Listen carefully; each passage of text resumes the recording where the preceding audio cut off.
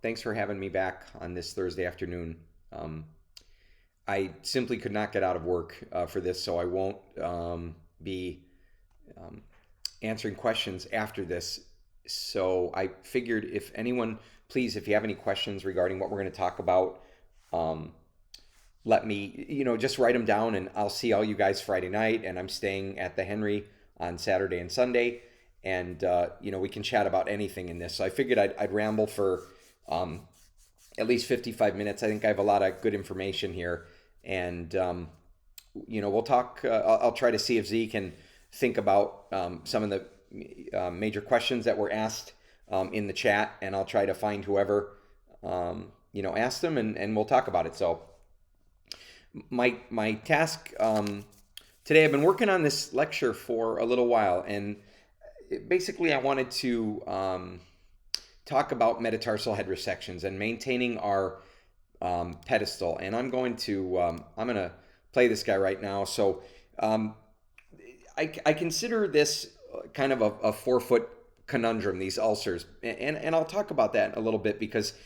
And by the way, I have 249 slides in this. Leave it up to me to have 250 slides in a PowerPoint. But that's why this is really a two-part lecture. I'm going to squeeze all I can into today. I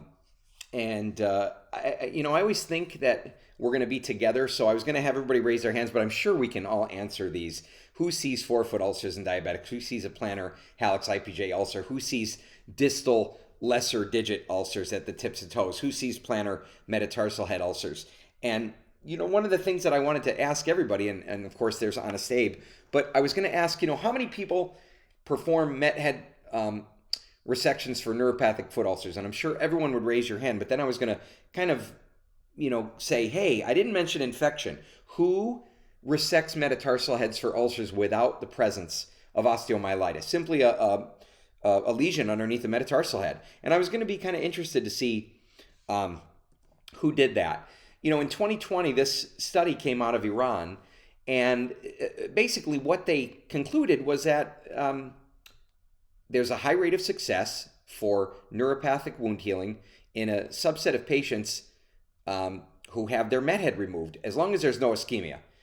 And of course, if an ulcer is under a met head, of course it goes away when we resect that metatarsal head. There's no further pressure there, right? But there's complications that come along with this. And this basically, the study seemed that they wanted to identify factors that would show success when doing med head resection. And they looked at 30 consecutive diabetic patients and they did not have ischemia.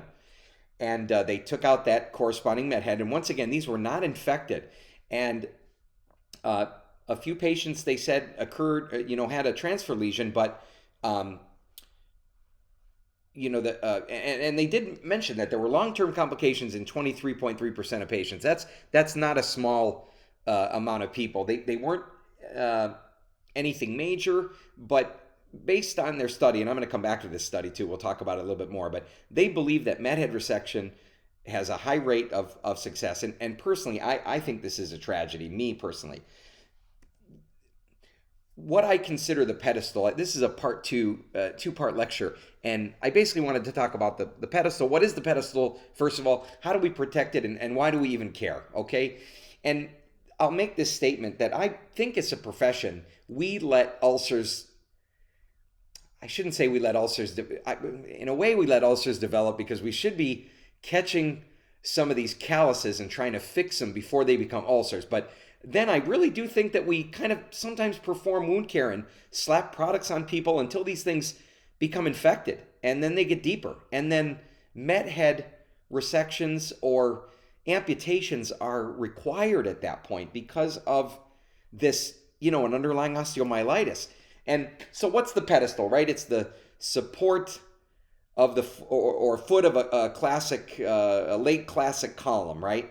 And here is our foot, and this is what I consider the major part of our pedestal. These metatarsal heads right here, because in diabetic feet, these cause a huge amount of issues, right? And I will tell you, I'll make this fast, but I started putting this lecture together in 2021, and it was on April 18th, 2021. And people will say, how do you know exactly what that was? But there was, and as a moment of an aside, if anybody can get to this Northeast Division conference that we have every March and April, please see Dr. Joyce Patuis. This is a fantastic weekend up in Traverse City. We drink a lot of wine and get some credits, and it's amazing. But the last day, which is usually a Sunday, is resident lectures, case reports. And on that day, at 2 o'clock, a couple of guys, and I took out their names because, that's neither here nor there, but one of the programs in Michigan showed a case study of an Elizaroff. And basically, when I looked at it, I said, oh my God, I got to tell my colleagues about this, because this basically went from a situation where someone had a fifth metatarsal head, which became infected, and it was resected, and then it went on to this. This person broke down into a Charcot. Then they ended up with a late reconstruction. These aren't pictures from the lecture, but this is kind of how this progressed. And when I look at that picture on the left, I think that could have been prevented. Not only the osteomyelitis could have been prevented, but if the osteomyelitis did occur and the fifth med head had to come out, the subsequent trauma that this patient had to be put through could have been prevented. It was really no fault of the doctors that did this. The person broke down into a Charcot, and that Charcot was reconstructed correctly, and that person went on. But my point is, why does this have to become this? And that's my point. I'm going to talk about that today. This is the pictures from that article. This was it was a sub 5 ulcer, and here they resect it, and everything's kind of hunky dory. That was that article from Iran. Here's the ones that we see, right? Sub 3 on the right, sub 5 on the left, a sub 1 on both sides. This is a little bit of a lobed flap out of another paper for sub 5. But this is the point. Can this be prevented? Can it be prevented? What really happened here? We love to tell our patients that we have these dropped metatarsals. I'm not sure if I buy that. Did something intrinsically happen to a metatarsal here? I don't think so. I really don't. And that's why I'm saying no. And hear me out with this. Here's what happened. So these people, and of course I'm having a little levity here, but people get diabetes, right? They get insulin resistance. They eat excessively. They're burning out their pancreas, and they get diabetes. And then they get glycosylation of tissues, right? And then they get neuropathy. And they get PVD. And then this happens. And I don't think their metatarsal did anything different from before they had diabetes and all these issues, and after. And in my opinion, it shouldn't get to this. Here's kind of what happens. I don't honestly think anything happens to metatarsals intrinsically. They don't drop, right? This is, I looked online, and there's this mycare.com. What causes a drop metatarsal? None of this is the only thing maybe that it is. Not really maybe. See on the right, foot deformities, that's true. Something can cause a dropped metatarsal, but high-heeled shoes and extra weight don't cause a metatarsal to shift. Here's the pictures that you get when you type in drop metatarsal on Google. Now I want you to see anything else that's happening in these feet here. You see what's going on? I'm sure you can see this. Stuff happens to toes, and stuff happens to tendons. Let's talk about these feet for a second. Look what's happening above, right? That's a hammer toe, folks. So what happens when a proximal phalanx starts to be pulled dorsalward by tendon imbalance in foot type and intrinsic muscular atrophy that we see with diabetics? Well, it has no other thing to do than push a metatarsal head down. Here's a wonderful article about structural predictors of plantar pressures during walking in people with diabetes and peripheral neuropathy. Beautiful 2003 article in the Journal of Biomechanics. And I'm going to make it really fast, but what they say is that, they looked at these various structures, what's causing the question addressed by the study? I love when they said this. What are the primary forefoot structural factors that predict regional increase in plantar pressures during walking in groups with people with diabetes and peripheral neuropathy? And what do they say? Well, the most important variable was metatarsal phalangeal joint angle. I hadn't heard of that before, but when I read this article, that's the angle by E, F, and G. That's a hammer toe, folks, if you can see that. And of course, this is what happens. The phalanx starts to get pulled dorsalward, and the metatarsal starts to pull plantarward, right? But don't we tell our patients, here's what we tell our patients, right? And I love Dwight from The Office. I'm from the Scranton area, and you people may love The Office.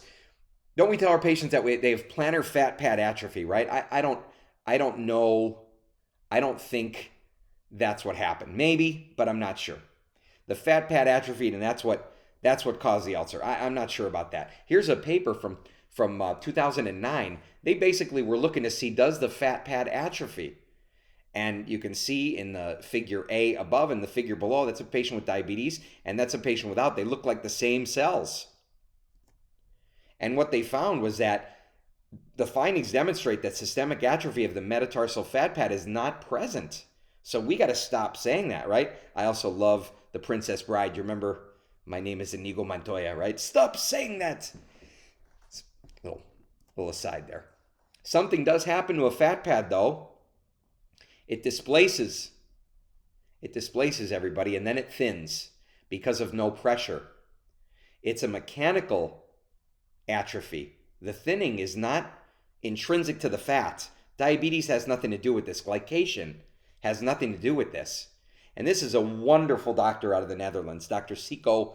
I'm assuming it's Bus or Bus, I don't know, but he's got some great papers, and I wanted to show you his face there. I wanted to give him kudos because he's written some beautiful stuff. And back in 2004, he wrote this paper, him and his colleagues, plantar fat pad displacement in neuropathic patients with toe deformity. And I want you to see this. The aim of this study was to quantify the association between hammer toe deformity and changes in the submetatarsal head fat pad. And he found that these fat pads were significantly thinner, and in subphalangeal area, they were thicker in the neuropathic group compared with the neuropathic controls. When people have hammer toes, this stuff happens to them. And look what happens. When you have a hammer toe, the fat pad is advanced distally. Now you're getting pressure from the phalangeal base, not the metatarsal head. Beautifully done. Beautifully done. And what happens intrinsic to this? Well, when you don't have fat pad under your met head, pressure increases. Here's another article, same thing. They're seeing distal migration of the fat pad with these claw toes. And I won't show you that whole thing, but they're basically saying traditionally we thought about this atrophy in diabetic patients, irregular arrangement of collagen fibrils. It's BS. Contrary to this theory, a model depicting distal fat pad migration from under the metatarsal head has been described. And this fat pad migration renders the met heads increasingly vulnerable to pressure. And this predisposes to foot ulceration. That's what it is. It's hammer toes. It's the intrinsic muscular atrophy. It's foot type. It's equinus. And it's the overfiring of the extensor tendons, pulling these digits up, migrating the fat pad distally. Now you've got a submet head ulcer. Does this mean anything clinically? Here's Dr. Buss again. Sure, it means something clinically. There's elevated plantar pressures he showed. Look at that upper picture when you have a hammer toe deformity. Look at the pressure in the pink under the forefoot. Look when you have a fairly straight metatarsal and you don't have a metatarsal phalangeal angle. Look at how the pressure goes down. It's right there. Fat pad distal migration, not atrophy. It does thin because the phalangeal base cannot press on it as much as the metatarsal head. Results show that this hammer toe deformity is associated with a distal to proximal transfer in load and elevated plantar pressures at the metatarsal heads. Here's another, just showing the same thing. Patients with diabetic toe deformity have increased pressure in the forefoot. Had a sip of coffee there, but peak pressures in the hallux and the first and fifth metatarsal heads significantly higher in the patient group with hammer toe deformities versus the control group. Results indicate that toe deformities in people with diabetes increase plantar forefoot pressures to abnormally high levels, and then ulceration occurs. So how do we fix this? Well, wait a minute. I want you to think about something. Think about this. Metatarsalgia to a sensate person is an ulcer to a neuropathic person. I think about it this way. So how do we fix metatarsalgia, right? Don't think about the diabetes. What if a sensate person has metatarsalgia? Well, we do metaosteotomies, we do tendon balancings, we fix their hammer toes, we do a gastroc recession to take pressure off of the forefoot. We don't pop their met heads out. So why are we doing it in diabetics when nothing's infected? People are doing this. So, oh my God, can't we do this in diabetics instead of popping out met heads? There's Dwight again. Sure we can. Look, this is 1990. These guys, Jerini and Habershaw, were in Boston. This is at Deaconess Hospital. 52 patients underwent osteotomies. Now here's the thing. Look, they had a limb salvage rate of 94%. And I want you to think about what was happening in 90. Pretty Woman was out in 1990. These were the procedures that they were doing. They were doing osteoclasis, V-osteotomies. They weren't fixating anything. So when you think about what they were doing, and these guys knew it then. Look, progressing motor neuropathy, clawing of the digits. When these guys, let me go back, but when these guys did this study, they were not fixing. 13 patients developed a transfer ulceration, and I'm not surprised because of how they were fixing these. Let's look at a little bit of a more recent. This is 2018. Metaosteotomies for treating neuropathic diabetic foot ulcers, and this was a meta-analysis. So on the bottom, there's that Tillo article, and look at the 39 osteoclases, but look at the ones from 1699 and 2018. Look at the osteotomies they were doing. 2 studies were MIS. And 1 was a dorsiflexion proximal osteotomy. But look at over in the complication section. Look at the healing rate first. Significant healing rates. And look at the complications. No more transfer calluses as soon as you get to 99. We started applying more fixation into these patients. And I believe the non-union from Fleshley in 99 was because it was a proximal osteotomy. You can get asymptomatic non-unions in diabetics in 2016 with these diabetic MIS ulcers, but look at the healing that Tamir had in 2016. 100%, 20 ulcers, 20 healed. Those people aren't feeling any pain with this non-union. And look at in 2018 MIS, no complications, right? I love osteotomies in diabetics. I do them all the time. Minimal complications, right? About 10% people had an ulcer transfer. Once again, these were not combined with a gastroc recession, which I'm a big fan of, and I'm going to talk about that later. But I want to show you one patient of mine. This is back in 19, but this is kind of the most exemplary case of osteotomies for me. This guy in 2019, he's got ulcers a long time, and he comes in, he had a new onset ulcer on the bottom of his left foot, and there was a 12 by 13 millimeter ulcer, plantar second med, had no probe to bone, and they looked a little infected, I think, so I put him on Augmentin. This is my plan, and because of his neuropathy, we put him in a surgical shoe, and so I see him back. I think it was a week later. It got a little bigger, and I think it was 12 by 13, then 16 by 15. Now it's getting to 17 by 19. It's going in the wrong direction. So what do? I take him out of his shoe. I debride it. Still not really big. I put him in a boot. And then on 12/24, this is the day before Christmas in 2019, his wife calls me and says he's got blistering on his foot because of the boot. And I wasn't sure what that was. And then when he came in, I saw this. So I've never seen this before. This was the first time I remember taking these pictures. This was a complete friction blistering of this forefoot. You can see the sub-2 ulcer there, and look what happened to that foot. And here's those pictures. He's got a wound on his leg from the boot. The toes have blisters on them. I mean, this went to pot. This is a few days later. I see him back. I was putting betadine gauntlet dressings on this to try to heal this up. Here's January. He's kind of, it was so odd the way this healed, but here he is in February.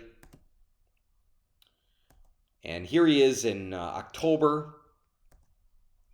And this is 12/31 of 20. This is Patrick right here. It's gotten down to this real small ulcer, and look, lo and behold, look at his X-ray. He's got a long second metatarsal, and he's got neuropathy. So what do I do in February of 21? I tell him we got to do a gastroc and we got to do a metaosteotomy because we got to take the pressure. And here he is, 3/11, and I think a week later, I did his procedure. I did a gastroc on him, and I did a second met. And we're going to talk about diabetic equinus later, but here is his pre-op, here's his post-op. And that's kind of my standard while osteotomy. And I always like to comment in my post-op notes, I think everybody should do this, that I shortened them from 103 millimeters to a 91 millimeter. And I show it right on the film. You know, just use your measuring guide. So we lost 12 millimeters, over a centimeter. So here's about 1 month post-op, and here's his films, and look at this. The distal screw is displacing, and he's gotten, I'm like, what did I do? Did I give the guy osteo after I cut him? That's not the case. This is what happens to neuropathic people when they're walking on an osteotomy. They don't feel it. They don't get off it. They're not a regular sensate person. Hardware can displace. It looks like you gave some kind of infection. Please trust it. Here's May of 21, healed. Here's his X-ray. Now, subsequently, he lost a little bit of his fourth digit because of an ulcer. There's that head. There's that screw on the right. It's displaced up. It never moved after that. Here he is in August of last year. Completely fine. There's the gastroc you can see in his upper calf. He ended up getting an ulcer on his fifth toe, as what happens with these people, and then he ended up losing his fifth, but the gastroc protects the forefoot. You saw that, right? Nothing going on with that foot. Here's an MIS. You MIS adopters, we already talked about that. They cut this fifth metatarsal, and it heals. And you don't lose a metatarsal head. That's the main thing with this. Cure-resistant and recurrent 1A ulcerations. So my take-home for this is really consider an osteotomy for a plantar metatarsal head in the absence of osteomyelitis if the deformity is from the met head, okay?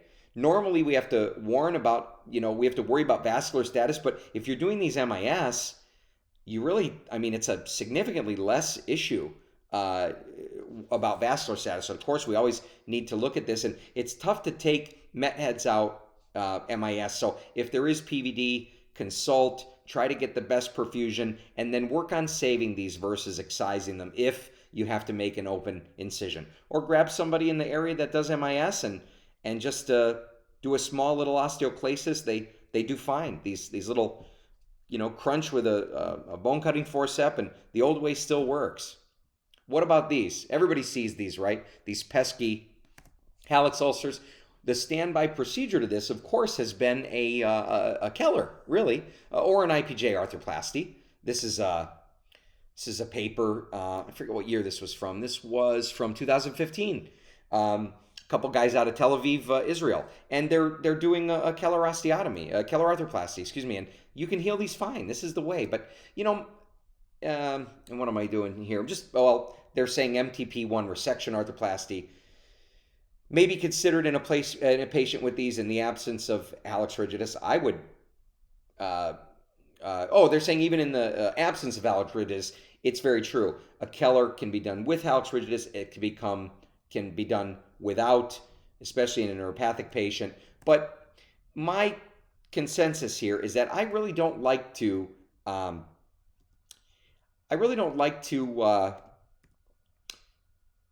Do Kellers or any bone work on a diabetic patient when I don't need to. That's my goal right now. Look, here's a case report about a Charcot joint. Biomechanics change, and this is really the take home of this lecture. Biomechanics change when we remove bone from someone. I understand this is an N of 1. But I'm going to show you. Charcot happens after we remove bone. This is that from that case. You don't see that the pictures weren't great because it's an older article, and I just don't think we had the JPEG ability with cameras there to get good. But this is a person breaking down in their second metatarsal, getting a 4-foot Charcot concern because of a Keller arthroplasty and because of the way that their forefoot changed. And we're going to talk more about Charcot. If I get to that, I don't think so. But here's really nice paper about a hallux IPJ arthroplasty. Basically pinning it. I used to do these for these more so than a Keller. I always thought this was a little safer, a little more distal. As long as they had good blood flow, and they heal up just like this. This is the pre-op, and they get a Keller, a distal Keller, a IPJ arthroplasty, and they do great. For me, though, I worry about osteomyelitis. I don't want to expose a marrow when you don't have to, because why, right? If I can heal something with a soft tissue procedure, why wouldn't I? So this is what I do now. And there's a certain mechanics behind a hallux ulcer. And here's a paper that shows it. This is the risk factors associated with a neuropathic ulcer of the hallux. Really nice paper in 2006. And what did they find? This is in our journal, the JAMA journal. What did they find was that the people who were more pronated and had less active dorsiflexion of the great toe. What does that mean? Well, that's functional hallux limitus. That's what that says to me. More pronated foot type and functional hallux limitus. That's what lowered active first MPJ dorsiflexion is. So is there a way to improve functional hallux limitus in a neuropathic diabetic patient? And there sure is, without a Keller.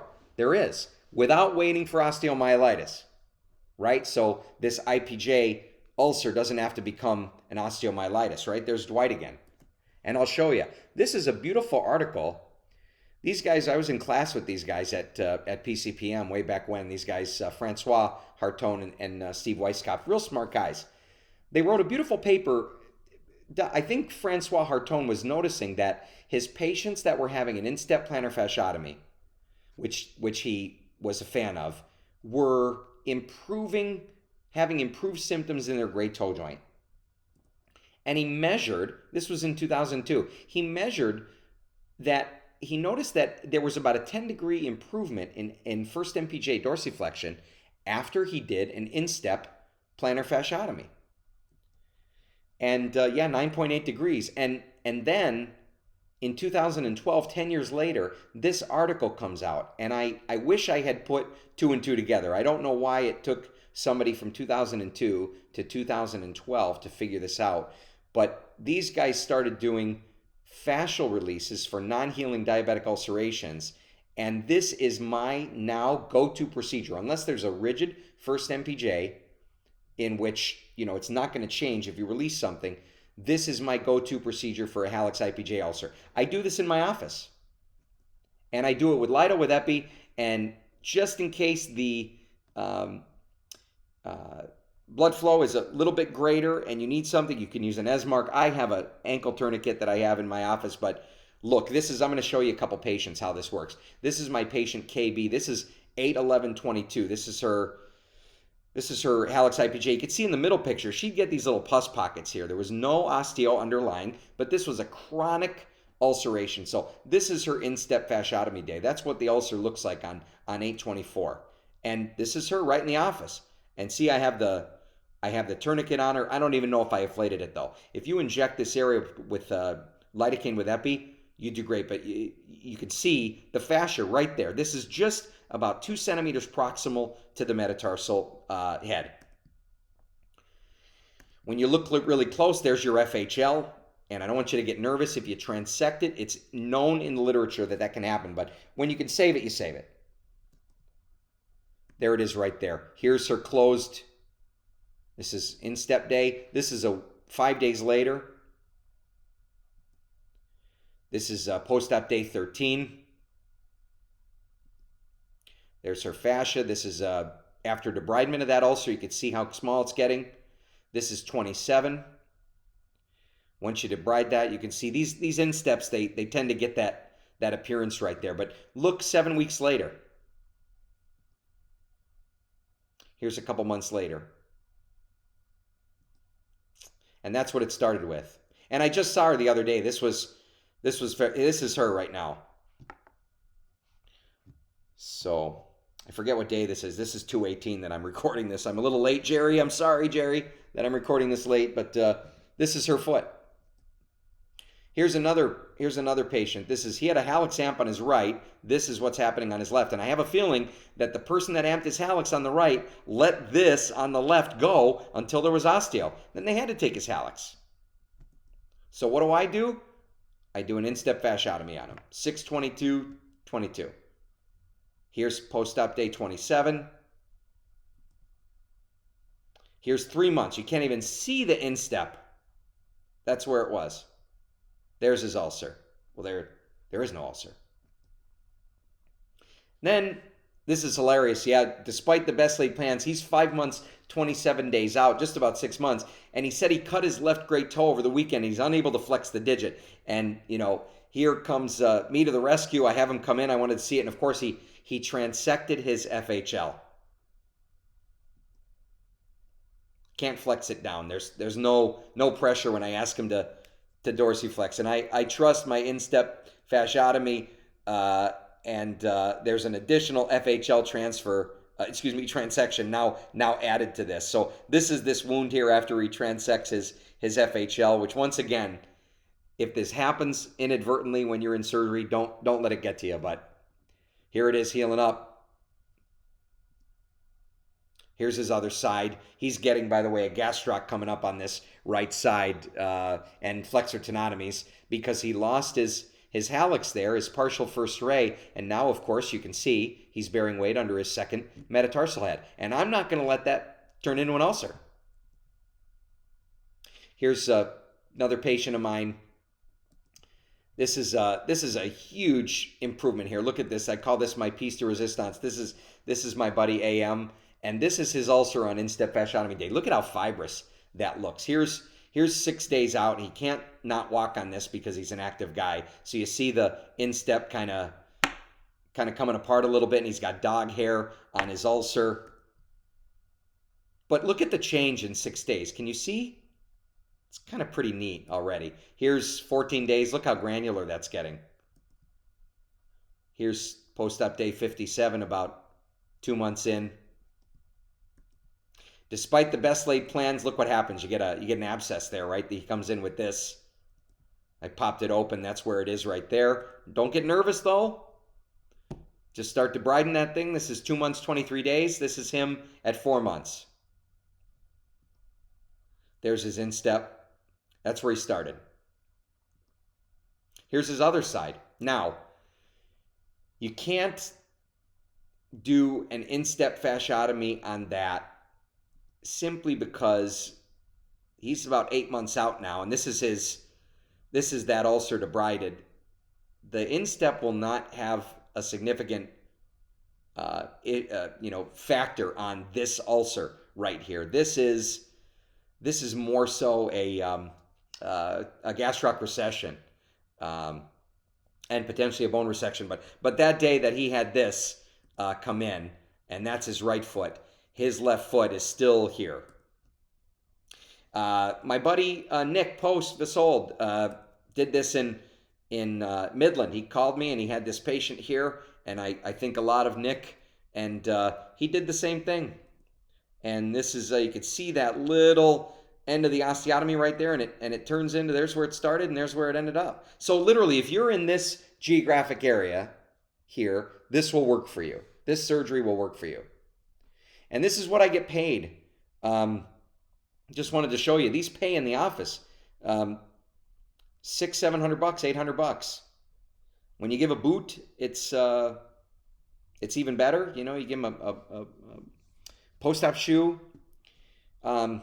These are reimbursable, and that's the billing code. It's a 28062, which is a radical fasciotomy. There's no There's no weight-bearing restrictions with this. It's immediate weight-bearing. Expect some maceration at the site.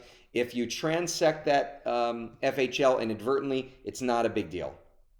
Document and be honest. Don't hyperventilate, I put. But try to save it if you can. Just one more recent one I wanted to show you. This is a guy, RH, that I just did in January. This was the day of his instep fasciotomy. And that's day 0. That's a week and 4 days, and that's 3 weeks and 6 days. Look at this ulcer going away. Really a fantastic looking and performing procedure. Here's these toe ulcers, right? Look at this. Why do we want to wait for this to become infected and then have to do a toe amputation? Because I will tell you, toe amputations, if you talk to my good colleague Andy Cohen, he had a patient break down into a Charcot after the patient lost their toe. You wouldn't think that it's something that you have to worry about. The mechanics change. It's unbelievable. Save these before they become an issue.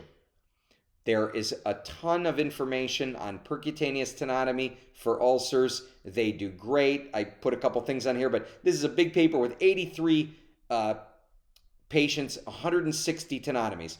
Tip of toe ulcers heal 98%. Cock-up dorsal ulcers with an EDL tenotomy heal at 96%. Kissing ulcers in between toes, you're popping both EDL and FDL, 81%. Now here's the interesting thing. Plantar metatarsal ulcers, when you do an EDL tenotomy, with or without an FDL, look how often they heal. You can't fix a plantar ulcer below the med head with a tendon. You need an osteotomy, you need a gastroc recession. Here's a couple pics from that article. Look how well they do. This is my patient that I just showed you. This is what his ulcer looks like on the left when he comes in, when it's not been debrided. And that's the debridement of it just raw before surgery. Okay, here's the day I numb him up. I pop his tendon, just a simple flexor tenotomy. This is 11 days. Look at undebrided right out of the shoe. That's what it looks like. This is what it looks like debrided. Here it is about 3 weeks later, healing. I'm going to have to do the same thing on his third toe. Look what happens when, now this is not a diabetic patient, but this is the power of the tenotomy, and I'm going to show you. Look what happens to those toes when you pop them. And I'm going to ask you a question in a second, but look at the change in an EDL tendon tenotomy 2 and 3. Right? This is this surgery. And you guys know I end up with stuff like this all the time. And this is just, for me, this is like a travesty, this surgery. This patient had multiple osteotomies and nothing to show for it. A malunion of the first metatarsal head and just a shoddy job. But why do I cut those tendons so proximally? You remember I love the Stainsby. We talked about this last year. You can't transect these. Don't do these patients whether they're diabetic or non-diabetic. If you pop these tendons so close to the MPJ, you'll have no EDL tendon to transect into the plantar tissue for a Stainsby. Do them proximally like this. Draw. See how I draw my tendons right there? I kind of feel them, and I have a little surgical marker, and right adjacent to that tendon is where I put my blade in, and I spin it, and I pop it. Now you've got under there a nice long tendon that if it comes to it in the operating room, you can harvest that EDL tendon and tuck it and perform a Stainsby with it. This guy doesn't want a tenotomy. He's had a triple in his foot, but he doesn't want a tenotomy. And he's got a dorsal 4th digit IPJ ulcer, and he's been dealing with it for several months, and he's always had a contracted digit, and he's perfect for a flexor, and I keep telling him, please, come in and get a tenotomy. And he's up north and it gets infected, and I call him an antibiotic, and he comes in when it gets back, and here it is, right? This is the infected toe. Now, when you look at the bottom, look at that. You can see his freaking flexor. And I'm trying to get at this with some blade. I'm like, will you let me at this, please? I don't have to do anything. I just have to put a blade in there. And he said no. Let me see how it'll heal. Let me see how it'll heal. He's got a triple arthrodesis. Let me see how it'll heal. Let's see how it does. Then he comes in and he says it got pretty bad over the weekend, but he goes, my toe's straight. It's swollen, but it's straight. And I asked him if he had an injury. He said no. And I'm scratching my head. And lo and behold, his ulcer's healing. And I look at the bottom, he's got a straight toe, and he's got no tendon. He performed a self-flexor tenotomy. There it is close. Here he is just a couple weeks later. He's got an ulcer healing. Believe me, I tried to bill this. I Googled patient-performed tenotomy, procedure done by the patient themselves. I couldn't find anything. So you cannot bill when the patient ruptures their own tendon. I promise you. I tried to bill that other one too where the guy cut his own FHL. It does not work. Here this thing is, about 37 days after the rupture, the self-rupture of his EHL, the ulcer's gone. And he's doing really well. And he's got maceration inside those other two toes, and I think I'm finally convincing him to let me do a tenotomy of the second and third digits, and the fifth, of course. You can see it on the right there. Look at this. Look at the dreaded sub-5 ulcer. We're getting closer to the end here. These are not, you guys, because of a dropped metatarsal. Believe me. What happened to this? Why did this come up after they got neuropathy? Nothing happened to the fifth met. Here's what happens. Tibialis anterior overfires, I've talked about this before, to help ankle dorsiflexion when equinus is present. And we have a beautiful paper, I've shown you guys this before. If you do a gastroc recession on people with tibialis anterior tendinopathy, their tibialis anterior tendinopathy gets better because you don't have any more equinus. And Paul Kim, in a beautiful article in 2015, showed that when you lengthen the tib anterior, plantar lateral sub-5 ulcers go away. Here's this paper. This is a patient, sub-5 ulcer. This is what they did. They taped it off with Tegaderm. They lengthened the tibialis anterior. They sutured it. And look what happens. Gone. You eliminate that inversion force of the TA. Here's a patient that I wanted to do this to. And this is RK. This was middle of last year. He did have, and I put those paragraphs in wrong, but he had an Achilles rupture on his left side. This is very interesting. And he had nothing done on the right. And he comes in, and I'm talking to him. Look in the note. He's got not great skin quality in his left leg because of this venous induration. So I immediately start telling him it would be at the medial ankle. He's got an area of good skin. We could do a tibialis anterior tendon lengthening, and then I basically start talking to him that the majority of the leg where I normally would do my Baumann because he's supine, it's indurated. It might not do that great, so I'm going to start with him flipped over, and I'm going to do a proximal medial gastroc recession. And I don't think we're going to get to that this year, but I can talk about it at another time. And that is lengthening just below the knee.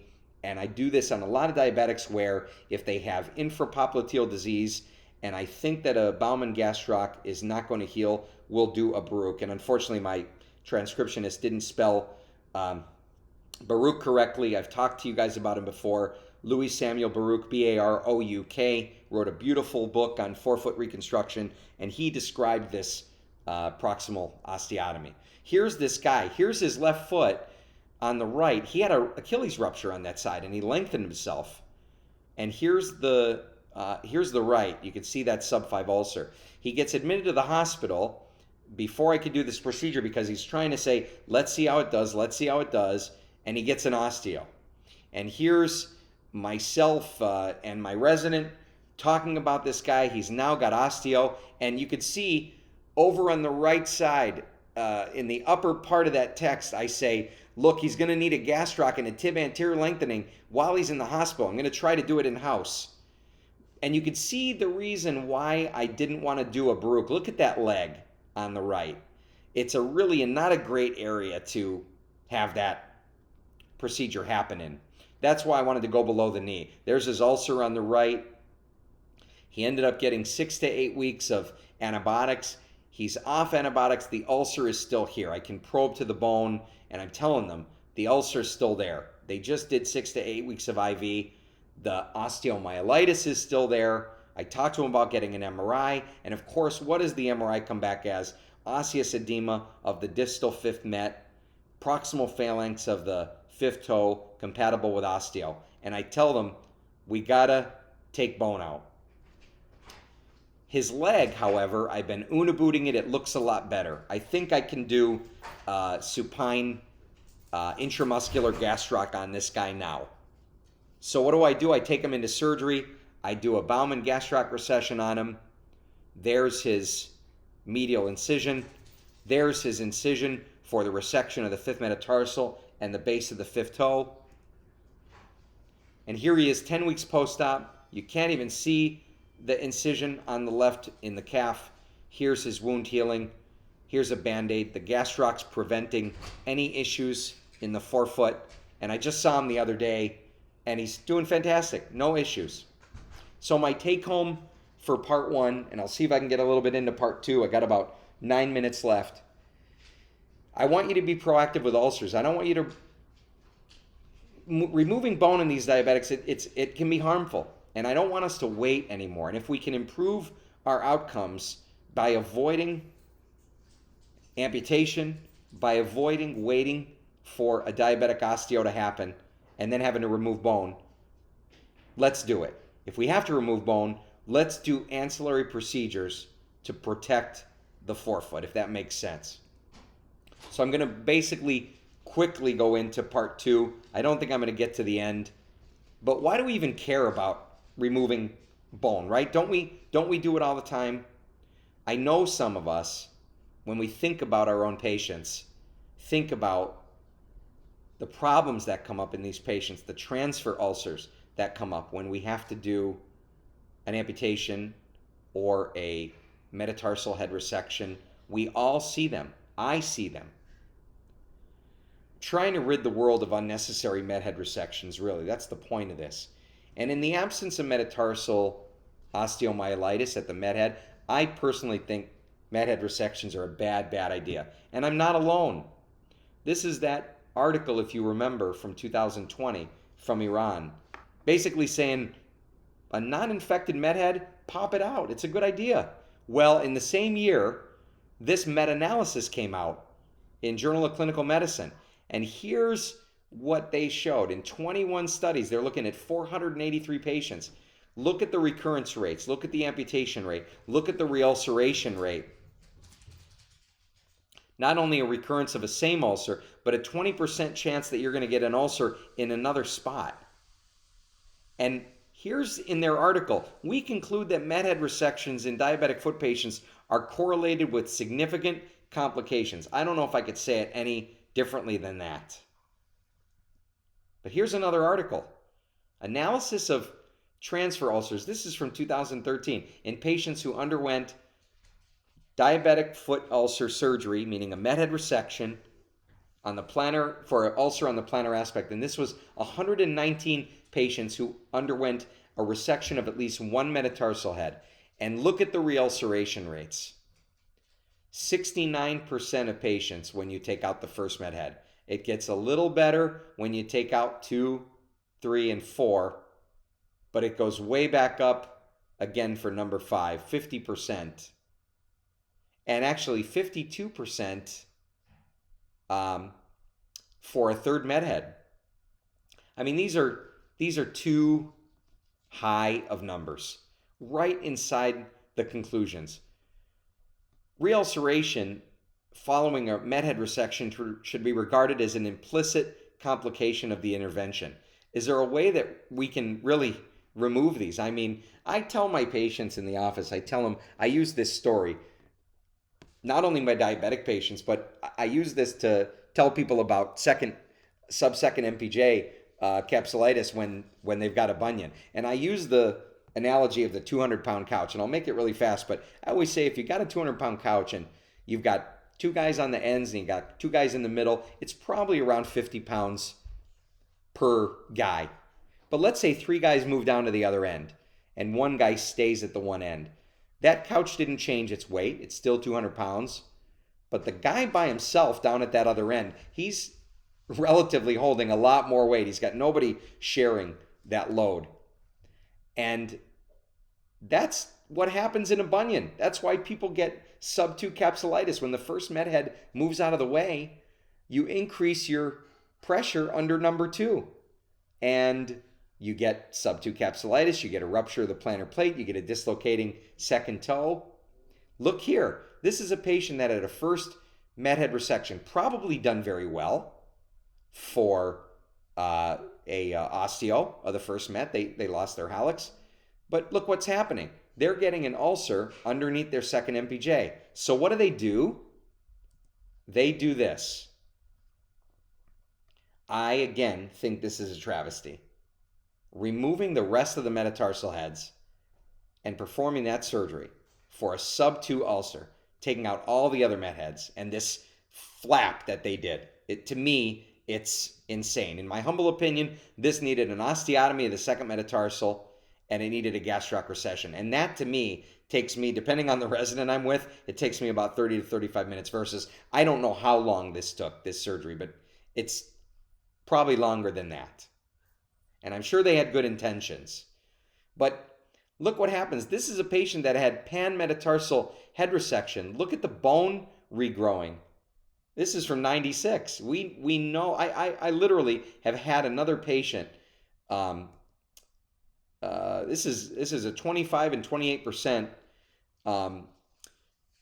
ulceration rate in patients that underwent met head resection, pan met head resection. The 25% was in diabetics, and the 28% was in 21 patients that had a pan met head resection for rheumatoid arthritis. Look what happens. You get an ulcer removing that. And I left myself a little thing in here to add pics because I didn't show you, but I have a patient that he practically regrew a whole second metatarsal. And I've got to show you those pics one day for this, but he ended up getting another ulceration under a second met head that regrew after I transected that metatarsal for osteo, probably 2.5 centimeters away from the end of the joint. Just an amazing regrowth. I don't know why I popped that out, but I hit escape there. This is another really interesting article. I got about 3 minutes left for 55 minutes, then I'm going to let Z do a little talking, and we'll work on the questions. But once again, I appreciate you, and I'm going to see you over the weekend. So this is Dalla Paula in 2003. This is an Italian orthopedist, and he saw a 17% reulceration rate in his patients that underwent a first ray amputation, and that was lower than in the regular literature. And they did a lot of aggressive they had a Darko shoe, and they did a lot of stuff, but it was too high for him, and I appreciate that. Here's what he started doing. He started with his first met head resections in people that had an infected first metatarsal. There's the ulcer, there's the first met, MRI showing first met osteo. Look what he does. He resects the osteo, he put a wire in to stabilize, he put a antibiotic cement spacer, basically rebuilding the metatarsal head, applied an X-Fix. This is what that looks like. He so knowingly is aware that loss of a first metatarsal head causes problems, that he's basically rebuilding the met head in these patients that have to lose their metatarsal because of osteomyelitis. And of course, he added a percutaneous TAL because they were off their foot with this fixator. And a great results, by the way. I think his reulceration rate got down to 6 or 7%. Unbelievable reduction after kind of adding that met head back. This was an interesting article out of a plastics journal, and this is about free flaps. And basically, free flaps do pretty okay unless you're free flapping the areas underneath the first and the fifth metatarsals. The risks increase under those areas, and significant transfer lesions occur months to years later following the initial healing. And why would that happen? Well, I think there's probably Aquinas. There's pressure going on, and you can't just do half a surgery, because I'll show you, this is one of my patients, and he's got these sub-2 ulcers, and he already had a metatarsal shortening for this. But what do you think he didn't get? And he's got a pretty darn good, I call that the pretty darn good metatarsal parabola. They shortened him pretty good. Can you guess what didn't happen? The guy didn't get a lengthening. And these osteotomies were done by another doctor. And I honestly, truly feel that if that equinus had been addressed, this ulcer would not be there. The guy had the same issue on the other side. This is his left foot. This is breaking down under sub 1, and I'm always dealing with a pre-ulcerative callus under his second met on the left. I didn't show the x-ray on this, but he had a wild second bilaterally, still having issues. And there's my timer going off for 55 minutes. No addressing of the equinus. And I'm going to cut it off here. We're going to talk later about diabetic equinus. This is almost like a part 3. But if I could just kind of wrap it up, let's think about doing some soft tissue surgery, meaning tenotomies, or even a hammer toe repair, a MPJ release, that wonderful instep fasciotomy that I showed you for the hallux IPJ, leaving the metatarsal heads there, gastroc recessions, perc TALs if you think they can be off their foot for a little while.